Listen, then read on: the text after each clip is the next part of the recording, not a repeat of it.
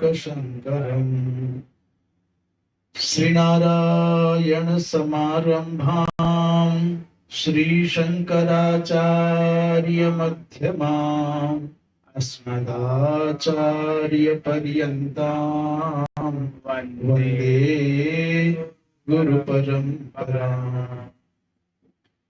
आज श्रावण मास के शुक्ल पक्ष की षष्ठी तिथि शनिवार और 10 अगस्त 2010 ही है ना, 2024। इस अवाश्योपनिषद का आज 16वां मंत्र चलेगा। इस अवसर पर हमारे मध्य में हमारे ऊपर अनुग्रह करने की वृत्ति से विरचित परम पूज्य परम श्रद्धेय पदवाक्य प्रमाण परवरीण श्रद्धेय प्रवर श्री राजाराम मिश्र गुरु जी, अन्य सभी जिज्ञासुजन, साधक जन एवं मातृशक्ति 16वें मंत्र 15वें मंत्र में साधक ने प्रार्थना की, हिरण्मयेन पात्रेण सत्यस्यापिहितं मुखं तत्वं पूषन् नपावृणु सत्य धर्माय दृष्टये। यहां तक हो गया। माने साधक कहता है कि सत्यस्य प्राप्ति द्वारम अपिहितम आच्छादितम अस्ति। वो किसके द्वारा आच्छादित है? बोले हिरण्मयेन पात्रेण, हिरण्मयेन एव पात्रेण एव। हे पूषण तत् अपावृणो, उसका आप निस्तारण कर दीजिए, उसको अपसारे माने हटा दीजिए। उसी प्रार्थना को आगे फिर कर रहे हैं।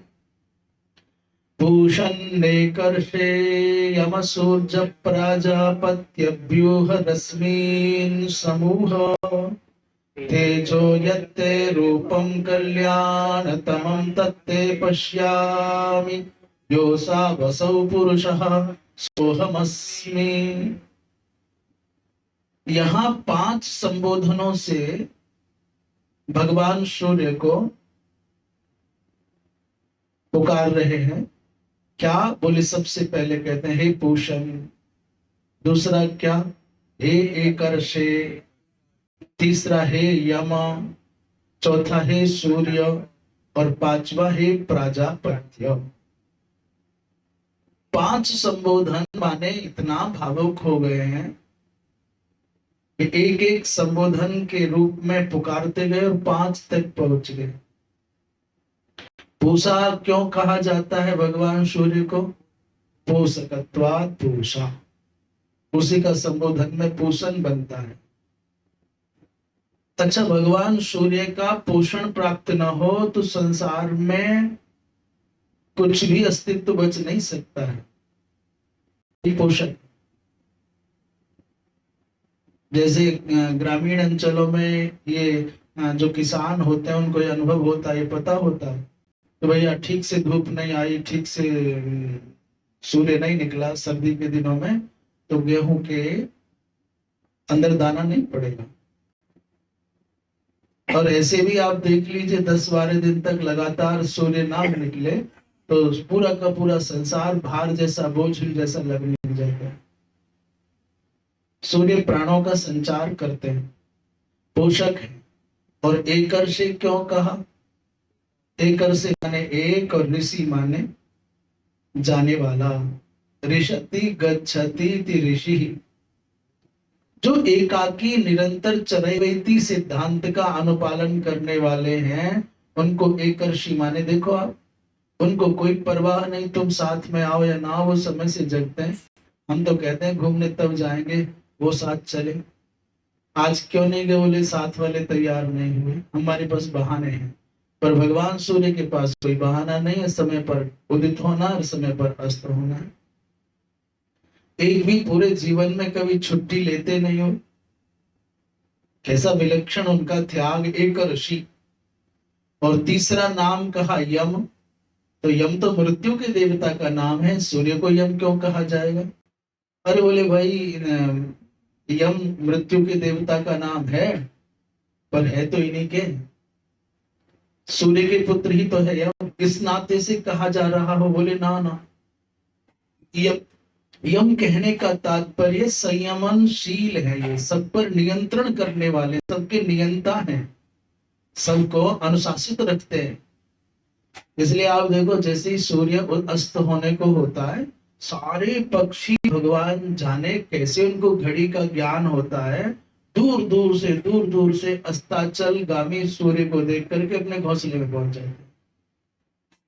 और कौन उनका अलार्म बजाता है? भगवान जाने। सूर्य उदय होने से पहले ची ची ची ची अपने अपने घोंसले छोड़ देते हैं और अपने अपने ठिकानों पर खाने के लिए जाने लग जाते हैं। है कुछ ना कुछ तो, इसलिए सबका नियमन करते हैं। और सूर्य क्यों कहा जाता है? बोले सूर्य कहने का आशय है कि सूर्य भी, विद्वद भी, सूर्य शब्द में सूर्य थोड़ा खोज लीजिए, यहाँ भाष्यकार ने नहीं दिया, परंतु ऐसा भी अर्थ किया जा सकता है। सूर्य भी माने विद्वद भी, यो वंद्य, जो विद्वानों के द्वारा पूज्य हैं, वंद्य हैं, नमस्कार्य हैं, ऐसे भगवान सूर्य। अथवा दूसरा अर्थ करते हैं कि स्वीकरणात्, रसानाम स्वीकरणात् सूर्यः, रश्मीनाम प्राणानाम रसानां च स्वीकरणात्, ये रश्मियों के, प्राणों के और समग्र रसों के आहर्ता हैं, इसलिए इनका नाम सूर्य है। अगला जो चौथा पंचम नाम दिया वो क्या है? पंचम नाम क्या है? कहाँ है ध्यान प्रभु? प्राजापत्य। तो प्रजापति के अपत्य को प्रजापते रपत्यम पुमान प्राजापत्य। थोड़ा आगे आ जाओ।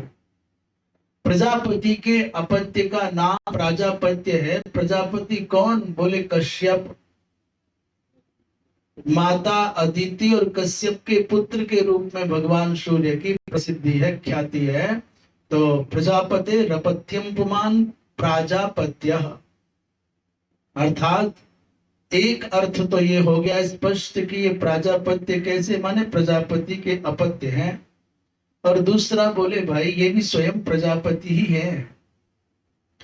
इन 5 संबोधनों के द्वारा भगवान सूर्य को आहूत किया, स्मरण किया, पुकारा। तो क्यों?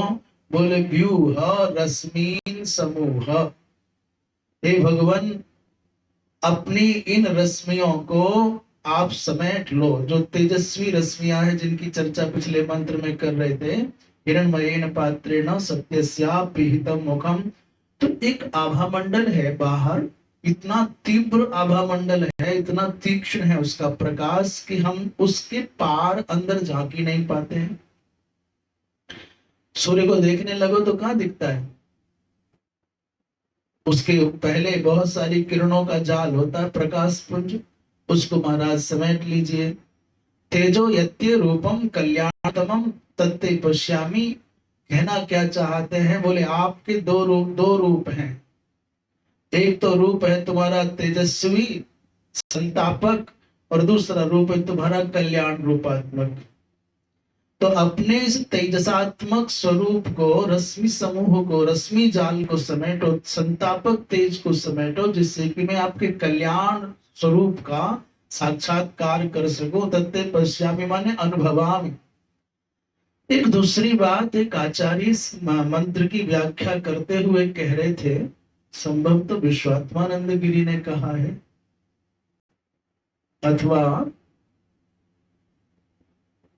एक शांति धर्मानंद जी है।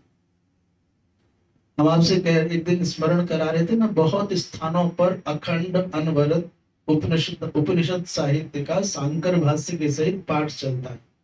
जैसे हरिद्वार में साधना सदन है, वहां के अधिष्ठाता वर्तमान में विश्वात्मानंद जी महाराज हैं। और हम इसलिए थोड़ा जानते हैं, वो तो हमको नहीं जानेंगे, पर हम इसलिए जानते हैं कि वो और हमारे आचार्य श्री ज्ञानेंद्र पाठक जी, वो साथ साथ काशी में पढ़े हुए हैं। अच्छा, ऋषिकेश में कैलाश आश्रम तो बहुत प्रसिद्ध है। जैसे हरिद्वार में साधना सदन बहुत प्रसिद्ध है, वैसे ही उससे भी अधिक प्रतिष्ठा प्रसिद्धि कैलाश आश्रम के, वहां तो अखंड चलता ही है पाठ। मुझे लगता है सैकड़ों वर्षों से चलता है वहां। बड़े बड़े जगत विख्यात महानुभाव वहां पढ़ करके आगे बढ़े हैं। अभी हमारे ब्रह्मचारी जी भी वहां पर है ना। हाँ, वो परम पूज्य प्रातः स्मरणीय पुरी पीठाधीश्वर जी के शिष्य हैं, वर्तमान में वहां पढ़ते हैं। एक शांति धर्मानंद जी हैं, सत्य साधना कुटीर नाम से वो संभव था स्थानन का छोटा, वहां स्वाध्याय चलता है।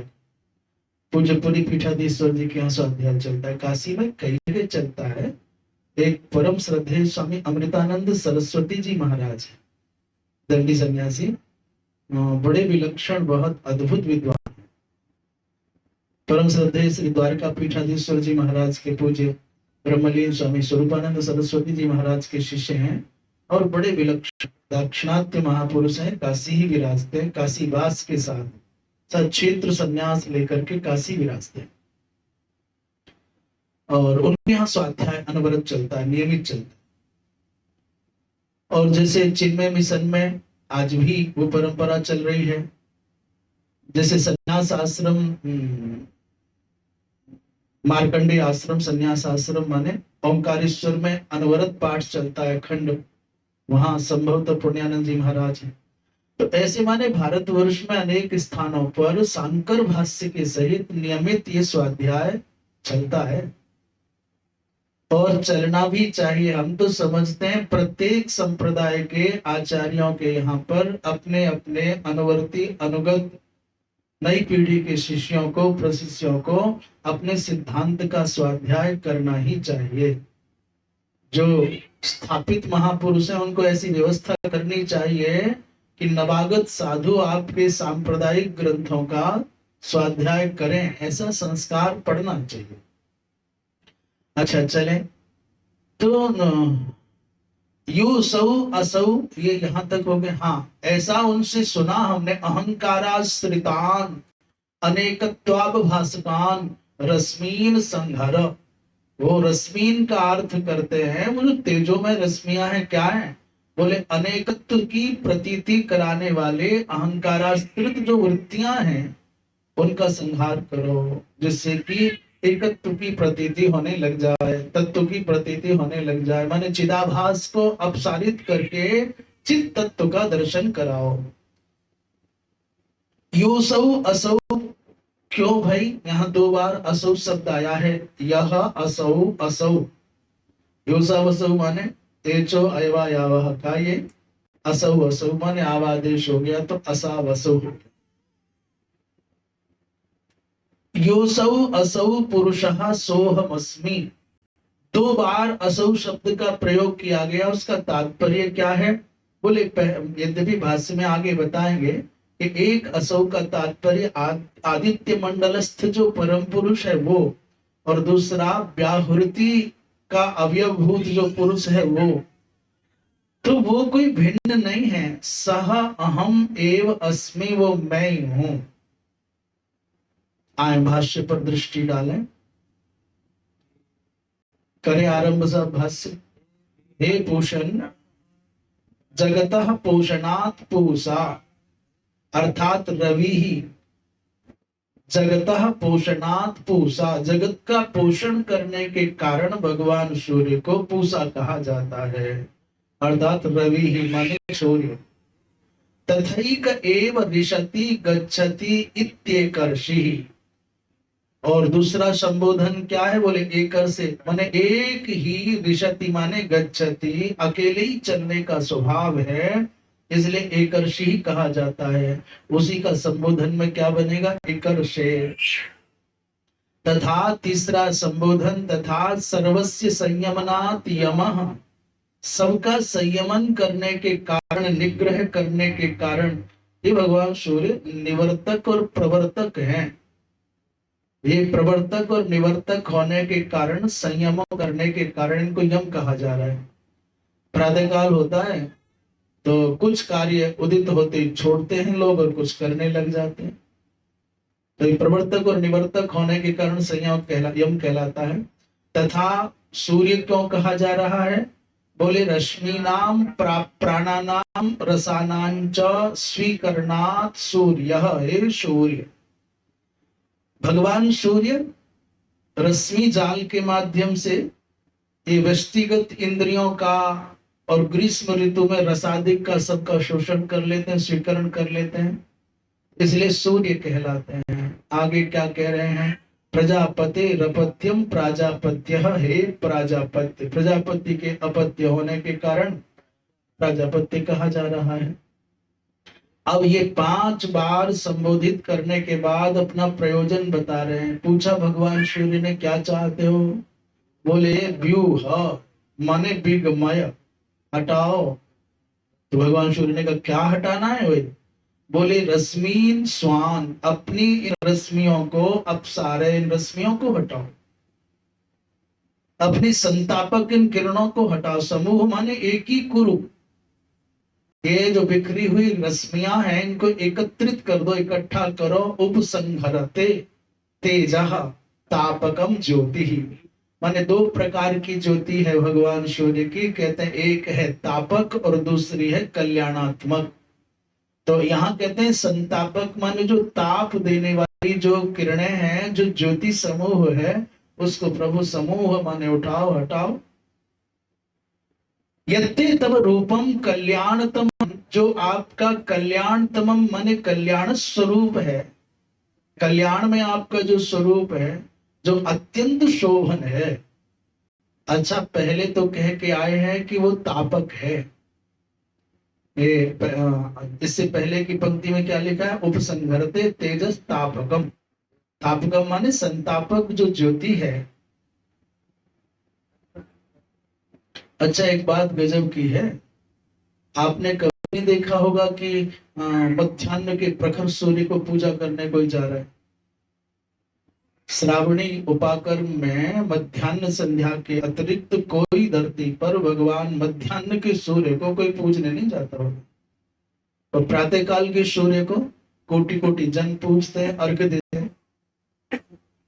आपकी तेजस्विता ऐसी हो जो अखरे, जो पीड़ित करे, तो पीड़ित करने वाला प्रभाव पूजा नहीं पा सकता है, भय उत्पादन कर सकता है। कोई व्यक्तित्व तो ऐसा हो जो भय उत्पन्न करे, तो वो पूज्य नहीं हो पाता। डर के मारे बेचारे सामने चुप रहे, पीछे कहते हैं हाँ ठीक है। पर हृदय का जो हृदय को खींचता है, आकर्षित करता है, वो तो सौम्य स्वभाव ही आकर्षित करेगा। कहते हैं भाई प्रभु पीछे वाले स्वरूप को का तापक है, और यहाँ कहते हैं अत्यंत शोभन है। आपका जो कल्याण में अत्यंत शोभन स्वरूप है, तत्ते तव आत्मनः प्रसादात् पश्यामि, उसको देखना चाहता हूं, उसका अनुभव करना चाहता हूं। पर कर लो। बोले नहीं नहीं, आपकी कृपा के बिना नहीं हो सकता। ते प्रसादात्, आपके अनुग्रह से ही संभव है, आपकी कृपा से ही संभव है। अहम समर्पयित्वा अहम त्वेन त्वाम अनुभवामि, ये तात्पर्य क्या है? बोले मैं अपने अभिमान को, देहाभिमान को त्याग करके, माने समर्पित करके, और आपको ही आत्मत्वेन अनुभव करना चाहता हूं, ही आशय है।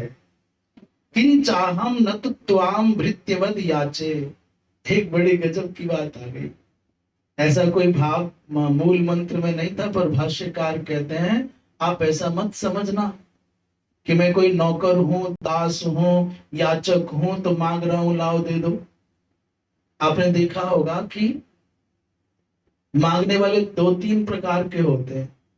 एक तो याचक है, दीन है, जो मांगने आया अर्थी है, आवश्यकता, उसको भोजन चाहिए, वस्त्र चाहिए, औषधि चाहिए, बर्तन चाहिए, उसके स्वर में दीनता होगी। भूखा होगा तो उसको मांगने की जो वृत्ति होगी उसमें दैन्य होगा। और एक चंदा लेने आया होगा, बड़ा संपन्न व्यक्ति होगा, बड़ा सक्षम व्यक्ति होगा, वो दैन्य नहीं होगा। वैसा गौशाला के लेने आए हैं, और अपने व्यक्तित्व के हिसाब से, स्टेटस के हिसाब से पर्चा भरना, तो एक तरह से वहां हनक है। आए तो लेने ही है, पर मांगने में दैन्य नहीं है। वो कह रहे हैं कि हम बड़ा काम करने जा रहे हैं, गौशाला है, यज्ञ है, मंदिर है, अमुक है, अमुक है, देना तो सही, पर अपने स्तर के हिसाब से देना, जिससे कि आपकी प्रतिष्ठा बची रहे, हड़काव रहे। एक वो है, वो भी मांगने आया, जिसने कहा पिछले बार तुमको दिए थे, मेरे 1 लाख रुपए रख लीजिए, निक्षेप है, धरोहर है, न्यास है। अथवा लिए हैं आपने उधार, ए ला, मेरा ला। तो मांगने आने वाले भी अनेक प्रकार की वृत्तियों के होते हैं। ऐसा में कोई दीनहीन याचक नहीं हो महाराज। भाष्यकार कहते हैं कि किंचाहम न तो त्वाम भृत्यवद याचे, मैं कोई नौकर के समान अनुनय विनय करके दीनता दिखा करके आपसे मांगने नहीं आया हूं। तो बोले योसौ आदित्य मंडलस्था और व्याहृत्यवयवः पुरुषः, ये जो आदित्य मंडलस्थ पुरुष है वो, और जो व्याहृतियों का अवयवभूत जो पुरुष है वो मैं ही हूं, मैं भिन्न नहीं हूं। इसलिए परकीय हो तो याचना भी बने, मैं परकीय नहीं हूं। आप ये मत समझना कि मैंने कह दिया महाराज मार्ग दो, द्वार खोल दो, तो आप दीनहीन समझ लो, दया का पात्र समझ लो। मैं तो 2 बार असौ शब्द आया ना मंत्र में, योसा बसौ। तो भाष्यकार कहते हैं एक असौ का तात्पर्य है आदित्य मंडलस्था पुरुषः। पंक्ति देखने लगा, न तो त्वाम भृत्यवद याचे, फिर यो असौ आदित्य मंडलस्थ पुरुषः की कल्पना कर लो, अध्याय। और दूसरा दूसरा व्याहृति अवयवः पुरुषः। ये असौ असौ 2 बार कहा, उसका तात्पर्य कि आदित्य मंडलस्थ जो पुरुष है वो भी मैं ही हूं, और व्याहृति का अवयवभूत जो पुरुष है वो क्या है? व्याहृति का अवयव पुरुष कहते हैं भूहु माने तस्य भूरिति शिरः, भूलोक उसका सिर है, और भुवहति बाहु, भुवरलोक उसका बाहु है, और स्वर्लोक उसकी प्रतिष्ठा है। आदि बृहदारण्यक उपनिषद में ऐसा उल्लेख किया गया है। अब चूंकि पुरुष कह दिया तो पुरुष शब्द की 3 परिभाषाएं कर रहे हैं भाष्यकार। पहली है पुरुषाकारत्वात् पुरुषः, पुरुष कहने का अर्थ बोले पुरुषाकार होने के कारण उसको पुरुष कहा जा रहा है। दूसरा बोले पूर्णम बा अनेन प्राण बुद्ध्यात्मना जगत समस्तमिति पुरुषः। दूसरा परिभाषा किया, पहला पुरुष के आकार जैसा है इसलिए इसको पुरुष कहा जा रहा है। दूसरा क्या कह रहे हैं? बोले इससे प्राण बुद्धि के द्वारा समग्र जगत परिपूर्ण होता है, सारा जगत परिपूर्ण प्राण बुद्धि के द्वारा होता है, इसलिए इसको पुरुष कहा जा रहा है। पर अभी संतोष नहीं हुआ तो तीसरी परिभाषा, तीसरा लक्षण करने लग गए, पुरी शयनात् भा पुरुषः।